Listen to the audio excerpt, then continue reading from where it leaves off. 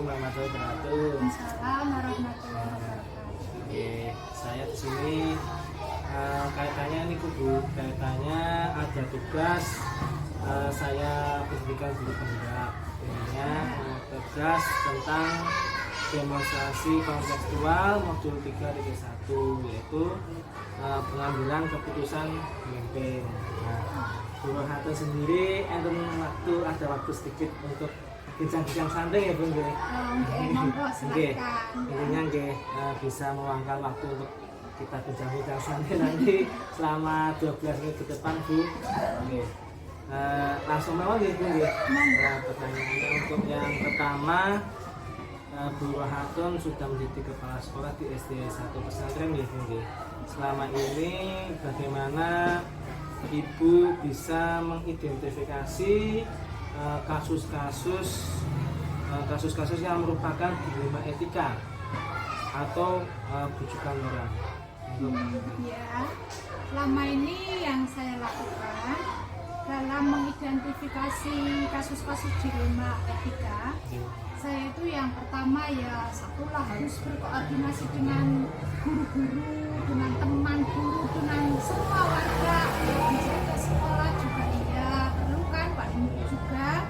Nanti yang terlibat itu siapa dulu dipanggil untuk menyelesaikan apakah itu benar atau tidak, kan kita harus sharing dulu lah, tidak langsung justice itu salah atau benar ya. Nanti itu ya kita dimusyawarahkan bersama dengan guru-guru. Terus satu lagi kita harus berpedoman pada aturan yang ada di sekolah itu harus yang jadi utama kan aturan itu jelas sudah dibuat, yaitu kita ya untuk kebenaran, untuk kebaikan bersama itu ya. Bagus Bu. Intinya Ibu menggandeng semua stakeholder gitu, semua rekan guru, orang tua murid juga untuk katanya peraturannya apa yang sudah disepakati bersama ya. Sudah kesepakatan ya sudah kita lakukan sesuai kesepakatan. Oke, lanjut ya Bu nggih. Untuk yang kedua, selama ini Ibu dalam mengambil suatu keputusan di sekolah Ibu pimpin, terutama untuk kasus-kasus di mana ada dua kepentingan Bu, yang mana sama-sama benar atau sama-sama mengandung nilai-nilai kebajikan. Itu pengambilannya keputusan yang Ibu lakukan itu bagaimana? Kalau dua-duanya sama-sama benar. Iya. Ya sebagai pemimpin ya itu dilema juga Pak ya, harus mempertimbangkan ini dan ini. Yang utamanya itu ya itu tetap kita ya fokusnya yang benar, yang untuk kepentingan bersama, itulah yang manfaatnya banyak untuk orang lain, itu kita utamakan. Dan satu jalur lagi itu kembali ke peraturan sekolah atas kesepakatan yang sudah dibuat, itu kembali ke situ. Itu kita ngambil yang terbaik di antara dua yang terbaik itu yang banyak manfaatnya untuk kepentingan sekolah. Intinya yang banyak masalahnya untuk kepentingan sekolah iya, Ibu. Itu yang utamanya. Baik Ibu. Ya bagus sekali itu Bu. Jadi lanjutkan. Stop dulu Bu, stop. Oke, lanjut ya Bu nggih. Nggih, santai mawon kita berbincang-bincang ya Bu. Untuk yang ketiga Bu. Tadi untuk mengambil suatu keputusan, langkah-langkah atau prosedur apa saja yang biasa Ibu lakukan di sekolah yang Ibu pimpin? Ya, langkah-langkah atau prosedurnya begini Pak. Yang pertama itu kan kita harus cari faktanya dulu atau datanya, itu benar atau salah. Kita panggil yang bersangkutan dulu yang bersangkutan. Nah setelah itu kita koordinasi dengan teman-teman guru atau stakeholder yang ada di sekolah itu, kita bicarakan bersama ya, itu kita selesaikan bersama-sama lah secara musyawarah. Yang jelas itu kalau musyawarah hasilnya ya insya Allah lebih baik. Nah, untuk kebaikan lah intinya kan, kalau musyawarah udah itu untuk kebaikan bersama. Berarti utamanya dulu kita mencari faktanya Iya, dulu Ibu. harus. Setelah faktanya sudah ketemu, baru kita musyawarah bersama sesuai dengan Pancasila. Silakan Pak ya Bu. Ya. Bagus sekali Bu penyelesaiannya. Ya, harus Nggih. musyawarah yang jelas. Nggih. Untuk selanjutnya Bu, tadi sudah langkah-langkahnya sudah nyata, sudah Ibu rencanakan. Terus yang selama ini Ibu anggap efektif dalam Ibu mengambil keputusan tadi pada kasus-kasus dilema itu bagaimana Bu? Hal apa saja? Nggih. Ya, efektif untuk mengambil keputusan itu ya. Nggih. Kita ya yang jelas. Berarti itu kuncinya itu internal personal guru itu harus koordinasi, itu yang jelas. Harus. Nggih. Kalau nggak ada koordinasi atau kerjasama dari pihak kita sendiri, nah kita bagaimana menyelesaikan masalah itu? Betul sekali Bu. Nggih. Nggih. Jadi intinya kekeluargaan ya Bu, Iya, kekeluargaan dulu harus karena dari internal nggih, guru, kita personal kita semuanya sepakatnya itu ya dengan cara musyawarah itu. Ini Bu, bagus sekali Bu jawabannya. Untuk selanjutnya nggih Bu, lanjut mawon nggih. Hal apa saja yang selama ini menjadi tantangan Ibu di sekolah Ibu pimpin yang mana dalam mengambil suatu keputusan pada kasus-kasus dilema etika tadi? Nggih. Untuk Tantangannya kan pasti banyak ya Bu. Nggih. yang selama ini saya yang menjadikan tantangan di sekolah saya ini kami SDN 01 Pesantren itu ya katakanlah wali murid yang berpengaruh, ya wali murid yang berpengaruh, yang punya jabatan, yang merasa kaya itu merasa katakanlah kebijakan sekolah itu jadinya terkait dengan kondisi itulah dia maunya menang sendiri. Kondisi lingkungan sosial ya Bu.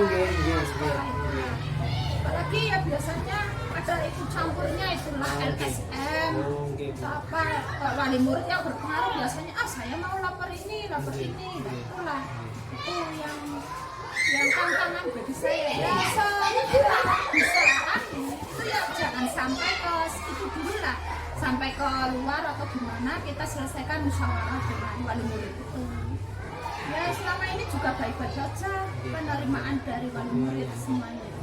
Jadi intinya intern dulu ya Bu. Iya. Jangan sampai keluar, intinya ya dibahas bersama musyawarah. Iya Bu. Iya Bu, matur nuwun tadi untuk jawabannya.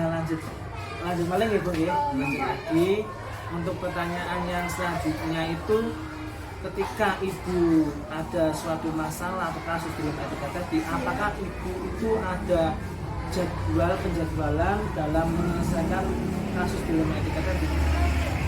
Untuk penjadwalan Nggih. nah kalau kasus itu kan tidak setiap itu rutin tidak terjadi secara rutin Nggih, kan nggih. itu setiap saat bisa Nggih. ataupun tidak ada ya tidak usah kami tidak menjadwalkan kalau ada masalah ya kita tuntaskan segera dalam kalau memang bisa dituntaskan dari itu ya sudah kita tuntaskan saja ya intinya yang dilema etika itu ya sudah kita selesaikan secepatnya supaya tidak berkelanjutan yang untuk kondisi yang lebih baik lah yang nyaman. Jadi lebih cepat lebih baik ya Bu. Iya. Dengan musyawarah intinya mengambil keputusan yang terbaik biar sama-sama tidak ada suatu ataupun apa yang biar keluar semua intinya gitu Bu.